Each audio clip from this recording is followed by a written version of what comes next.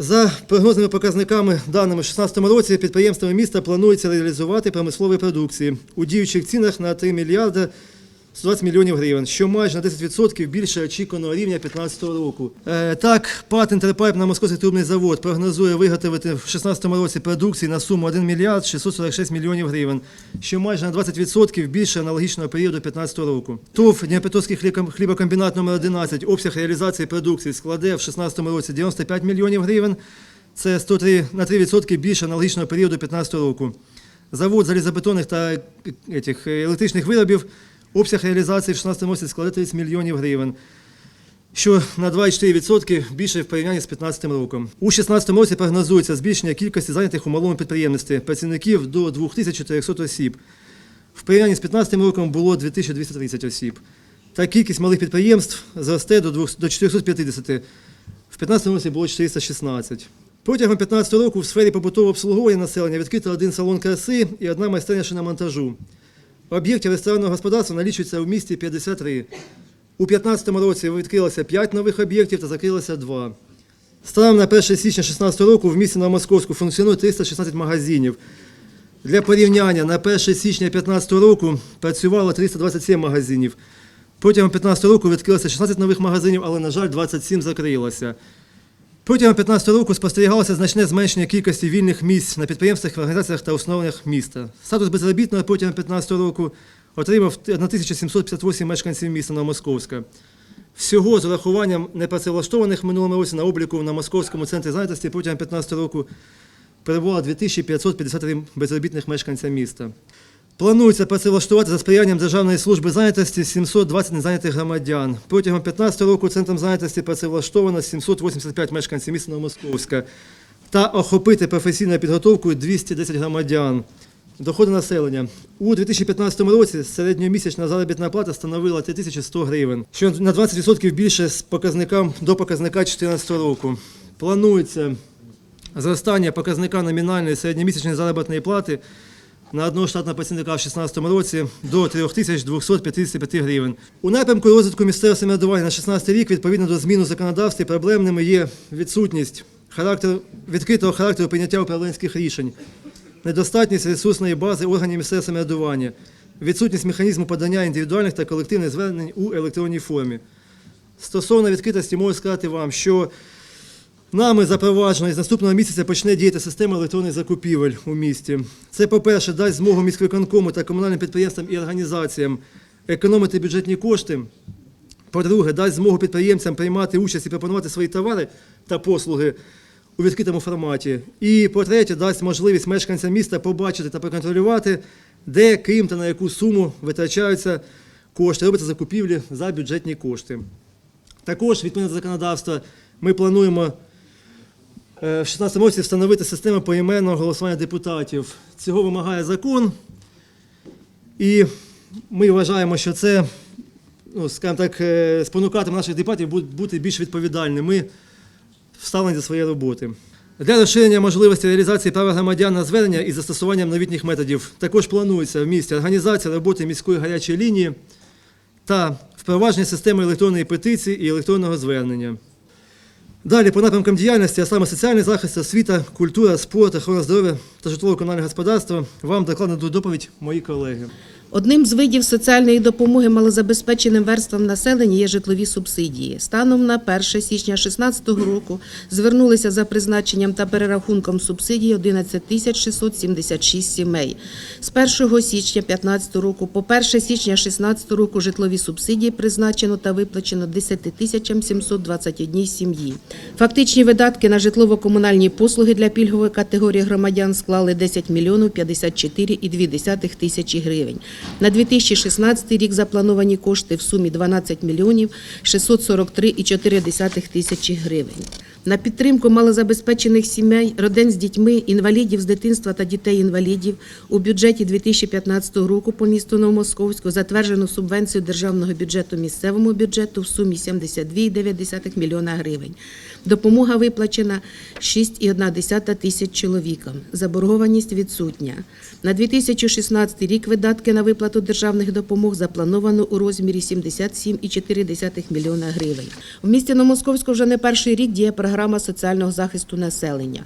Дана програма передбачає заходи, на які в 2015 році було використано 209 тисяч гривень, а на 2016 рік заплановано 220,6 тисяч. А саме відшкодування витрат по безкоштовному пільговому зубопротезуванню в 2015 році використано 40,2 тисяч гривень, що складає 19,2% від загальної суми фактично видатків. На 2016 рік заплановано кошти в сумі 86,2 тисячі гривень, що складе 39,1% від загальної суми планових призначень. У місті надається матеріальна допомога громадянам, які опинились у скрутній життєвій ситуації. У 2015 році була надана матеріальна допомога на загальну суму 504,2 тисячі гривень. На 2016 рік прогнозні видатки складають 700,9 тисяч гривень. Членам сімей, воїнів, яких загинули в Афганістані, та воїнам-інтернаціоналістам у 2015 році виплачено 104,9 тисяч гривень, що становить 20,8%. На 2016 рік планується також 104,9 тисячі гривень. Учасникам антитерористичної операції та членам їх сімей, а також членам загиблих в 2015 році виплачено 175 тисяч гривень, що склало 34,7% від загальної фактичної суми видатків. На 2016 рік планується 358,5 тисяч гривень, що складе 43,9% від загальної суми фактичних видатків. Дошкільна освіта. Пріоритетом сучасної освіти є формування особистості дитини. Мережа дошкільних навчальних закладів міста на 1 січня 2016 року становить 9 навчальних закладів дошкільного типу і 3 дошкільних підрозділи на базі НВК номер 1, 5, 17. За останні роки призупинено процес їх безпідставного закриття і проводиться системна, цілеспрямована робота щодо збереження, розвитку та вдосконалення мережі дошкільних закладів. Реалізація заходів, передбачених для виконання зазначеного напрямку, а саме відкриття додаткової групи в дошкільному підрозділі НВК номер 5, реконструкція ДНЗ Чебурашка, реконструкція навчального закладу «Ювілейний», розташованого за адресою вулиця Українська, 3, дозволить збільшити відсоток охоплення дітей віком від 3 до 6 років з 76 до 80%. Ще однією проблемою освіти міста є навчання в другу зміну в СЗШ номер 14 та 18. Разом з тим, середня наповнюваність загальноосвітніх навчальних закладів на сьогодні складає лише 80% від проєктної потужності.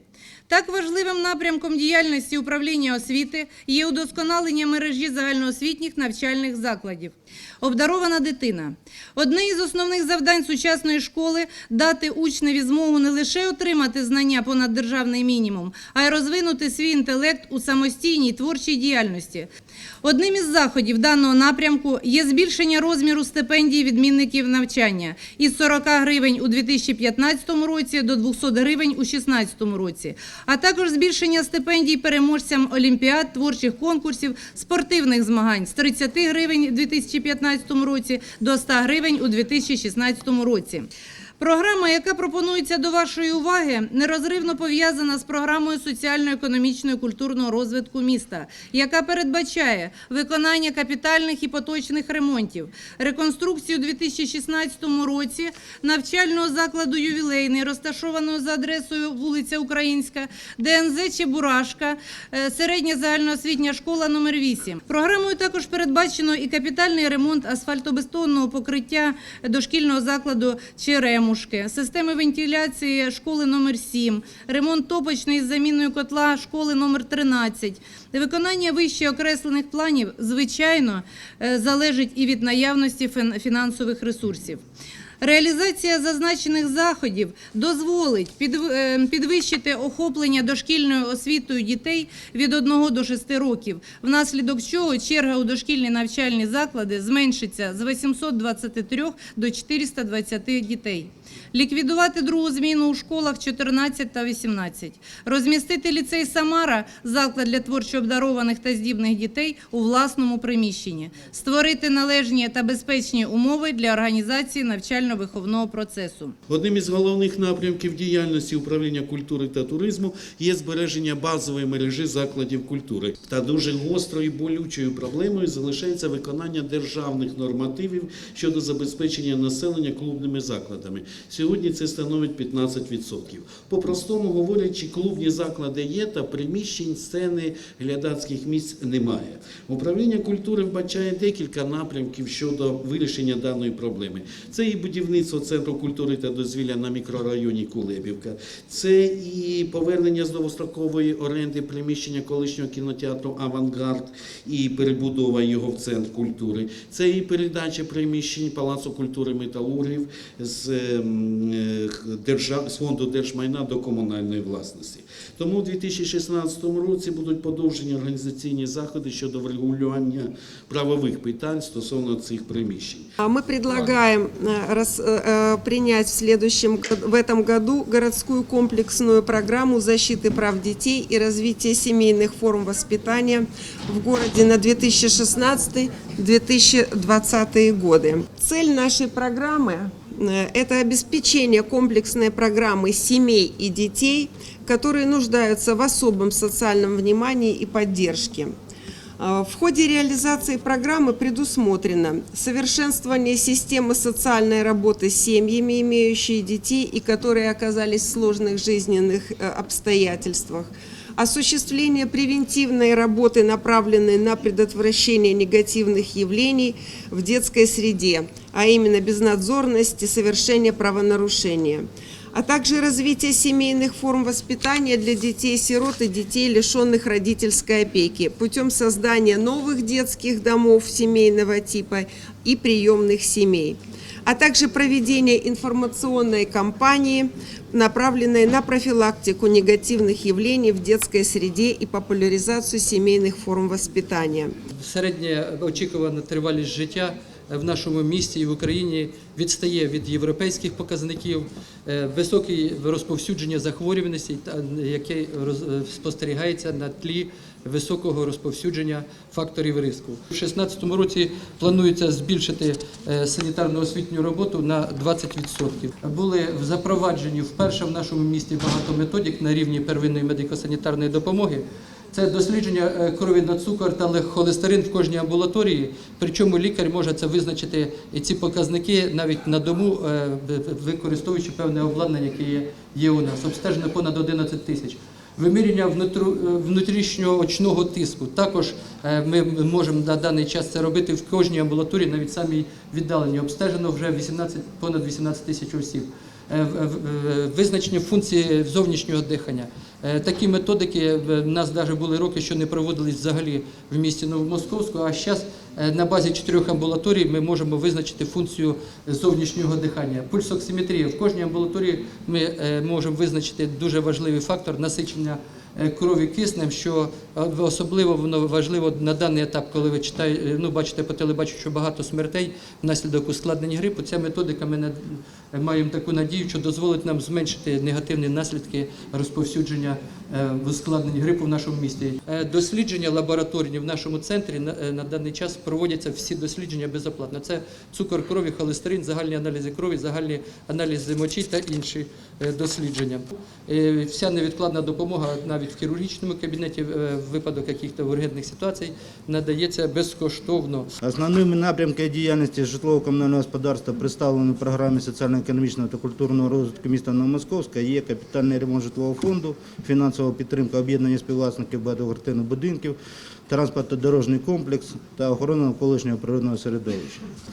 У 2016 році планується капітально відремонтувати покрівлю на 1,5 мільйона гривень, систем холодного водопостачання на 500 тисяч гривень, систем водовідведення на 500 тисяч гривень, систем опалення на 550 тисяч гривень, систем електроживлення на 450 тисяч гривень та ліфтового господарства на 1 мільйон гривень.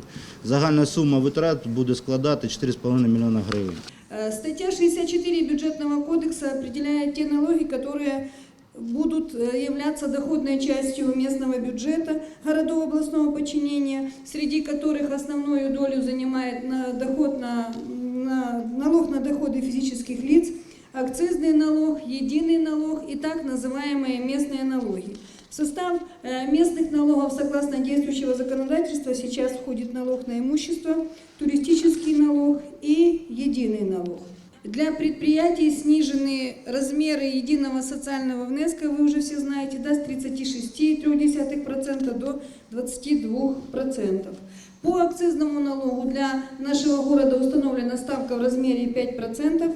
Размеры платы за землю, ставки налога на недвижимость городским советом были утверждены в предыдущие годы. Этими ставками мы пользуемся в настоящее время. Хочу сказать, что для всех жителей Новомосковска предусмотрена льгота по налогу на недвижимость в объеме уменьшения площади как квартиры, так и жилого дома, и ставки всего 0,3% от минимальной заработной платы. По транспортному налогу и единому учтены новые ставки на 2016 год. Экологический налог перенесен в специальный фонд городского бюджета. Вопрос задает Потанина Светлана Александровна, член родительского комитета школы эстетичного виховання.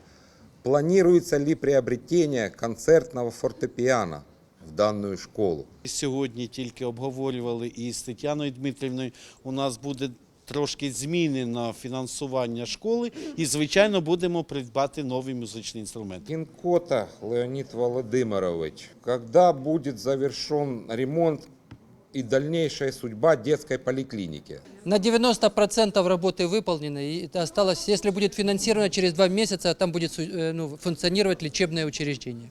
Так, тут вопрос мне задают, зачем меня охраняет охранная фирма, никто меня не охраняет. Ответьте, пожалуйста, как часто охранная фирма будет,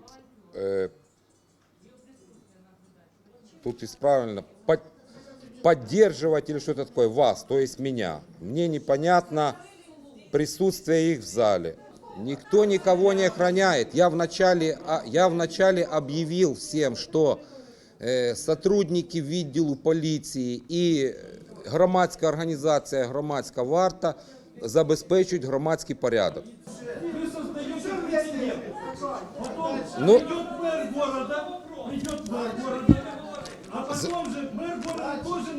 ну зачем вы на ровном месте обостряете? Я не понимаю. Знаете что, вот эти все пирамиды там выше одна от другой, вы последнюю цифру разделите на 3, и получится то, что мы реально сейчас имеем. А сейчас вот такой вопрос, который касается каждого здесь сидящего. Следующее. У нас в городе около 20 тысяч квартир и домовладений. Каждый владелец квартиры и домовладения сейчас, на данный момент, оплачивает коммунальные услуги по определенному количеству квитанций, которые достигает 11 штук. Это единственный город в области, который до сих пор вот на этом допотопном, доисторическом уровне. Я вот вам показываю квитанции наших соседей, где человеку приходит одна квитанция, где все эти коммунальные услуги там расписаны. Его задача записать только показания счетчиков и пойти уплатить одну квитанцию. Пусть даже за 3 гривны. Вы же платите за каждую квитанцию минимум по 3, некоторые по 5 банки берут, а некоторые по 10. Совет ветеранов 3 года назад, ровно 3 года, 23 января, мы вот передо мной обратились, уже к прошлой власти. Вроде бы там нас поняли, не поняли. Простое предложение Юрию Васильевичу в первую очередь. Создать в нашем городе единый расчетный центр по коммунальным услугам, где каждый из вас может зайти на сайт, рассчитаться в электронном виде, узнать все свои вопросы по всем показателям. Я говорю, 11 плюс туда еще собес включает льготников, единый реестр, туда паспортный стол, состав семьи, чтобы люди не бегали по этим конторам. Леонід Володимирович, куди не звертались, якщо програма безкоштовного лікування, безкоштовної здачі аналізів і так далі не виконується працівниками медичних закладів? Я отчитываюсь только за Центр первичной медико-санитарной помощи, то есть за семейную медицину. Так я вам рассказываю. То есть в наших центрах, ну кто в амбулатории, за отделение я не могу отчитываться. Я говорю, что в центре обследование бесплатное. Это общий анализ крови, холестерин, сахар, ну и другие функциональные. Плюс, коробочка, ну скажите мне, у какого семейного врача стоит коробочка? Мы с этим вопросом побороли. Нет, я вам, подождите, да тише. Пожалуйста, дайте мне хоть один факт. Я вам говорю, что этого нет, и я уверен, что я прав. Амбулатория номер 7 обслуживает 6 тысяч человек. 1988, я так понимаю, года постройки, наверное, в скобках стоит. Вопрос, планируется ли аптечный пункт в амбулатории номер 7 по улице Космонавтов? Аптеки – это все частные предприниматели, то есть как магазин. Но, к сожалению, я знаю, где-то года 4 назад давали аренду там напротив магазин с условием того, что человек откроет аптеку. Но он не выполнил. Ну, по каким причинам там, конечно, надо разбираться, потому что к аптекам сейчас очень жесткие требования по площадям и по другим. В яких сферах економічного та соціального життя міста буде запроваджена система Прозоро? Система Прозоро буде запроваджена на всі закупівлі за бюджетні кошти у міськвиконкомі, у комунальних закладах і в інших наших управліннях. Тобто все, що ми купуємо звише 3 тисяч гривень, поки що це товари, потім послуги, і протягом 2016 року вже прийнятий закон, то у нас не буде тендерів, все буде проводитись через систему електронних закупівель.